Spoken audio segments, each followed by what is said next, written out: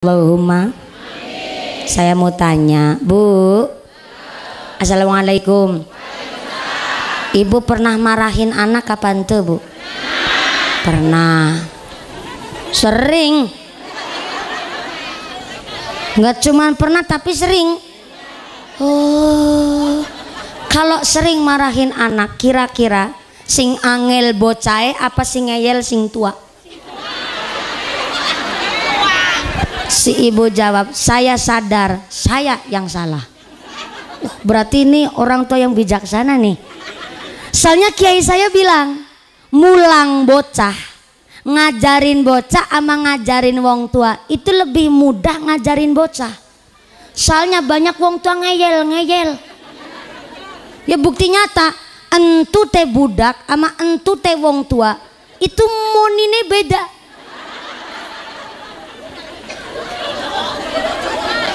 Betul nih, entu teh bocah karo entu teh wong tua moninya bunyinya beda. Bukti nyata nih, kentutnya bocah bunyinya saru. Saru tahu saru? Untuk sopan. Cara sini naon? Sarua. Entu teh bocah bunyinya saru. Bocah nggak sengaja duk kepentut di hadapan si ibu, tit.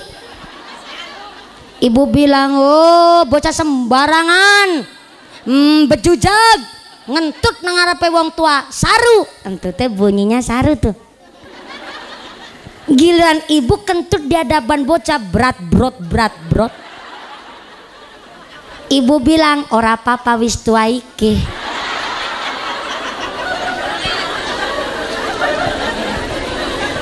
Ngeyel ente. Berarti akeh wong tua ngeyel nih. Dume bocah masih kecil dibilangnya saru, giliran yang udah tua katanya tenanau nanu wis tua. Nih terkadang banyak orang tua sombongnya begitu, arogannya begitu, padahal anak juga harus diberi hak untuk berbicara. Dia juga punya hak sebagai anak.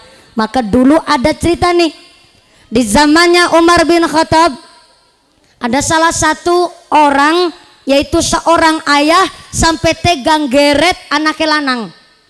Anak lakinya itu diseret, dibawa di hadapan Khalifah Umar bin Khattab. Sang ayah bilang, ya Khalifah, nih anak kandung saya sudah ngerawat, sudah membesarkan ini anak. Bareng besar dia nantang sama bapak, nggak nurut sama omongannya bapak. Ini anak kandung saya pasrahkan kepada panjenengan, mangga ini anak kandung saya diadili seadil-adilnya. Saya udah angkat tangan nih, nggak mampu saya didik anak durhaka model begini. Sang ayah bilang begitu sampai matanya merah, batuknya nyelang kirut, us pokoknya medeni banget sambil marah itu sang ayah. Tapi Khalifah Umar bin Khattab dia menang, Bu, diam, masih cicing itu. Kenapa masih cicing? Soalnya belum tahu tentang kimpul permasalahannya naon. Tapi si anak dimarahin begitu di hadapan Khalifah Umar bin Khattab.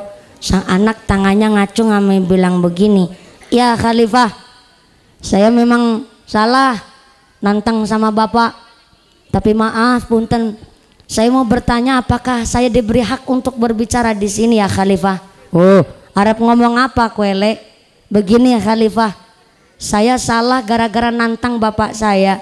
Tapi ketika saya disebut durhaka, kalau ada anak durhaka, apa juga ada orang tua yang durhaka sama anak? Si anak tanya begitu, bapaknya lebih mendelik maning. Oh, bocah ngajak ribut nang ngarepe pemimpin. Tapi sang Khalifah terus jawab, oh kalau kamu bertanya masalah hak, saya akan menyampaikan hak. Bahwa kamu juga punya hak untuk menerima masukan dan kamu punya hak sebagai anak. Saya sampaikan, Le, ternyata kalau ada anak durhaka, jangan lupa ada orang tua yang durhaka juga sama anak. Siapa orang tua yang durhaka kepada anak? Pertama, orang tua yang tidak memberikan rezeki cukup kepada anak. Yang kedua, orang tua yang tidak memberi nama baik kepada anak. Dan yang ketiga, orang tua yang tidak mengajarkan bab agama kepada sang anak. Itu disebut orang tua yang durhaka. Ya Khalifah, saya dari sejak kecil belum diberi rezeki cukup oleh ayah saya karena bapak saya istrinya banyak. Dan kebetulan ibu saya adalah seorang budak, seorang pembantu.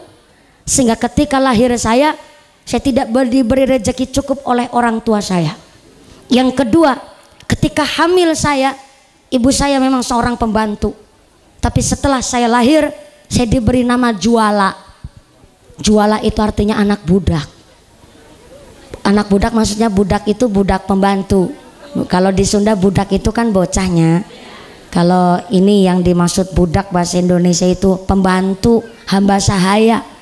Karena ayah saya menikahi ibu saya seorang budak, hamba sahaya, seorang pembantu rumah tangga.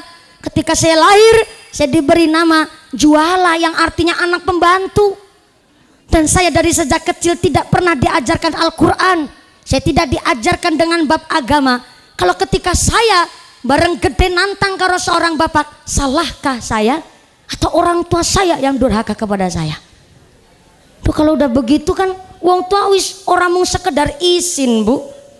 Bahkan ada anak yang sampai malah membawa orang tuanya ke dalam neraka gara-gara seorang wong tua yang tidak mampu mendidik anak-anaknya.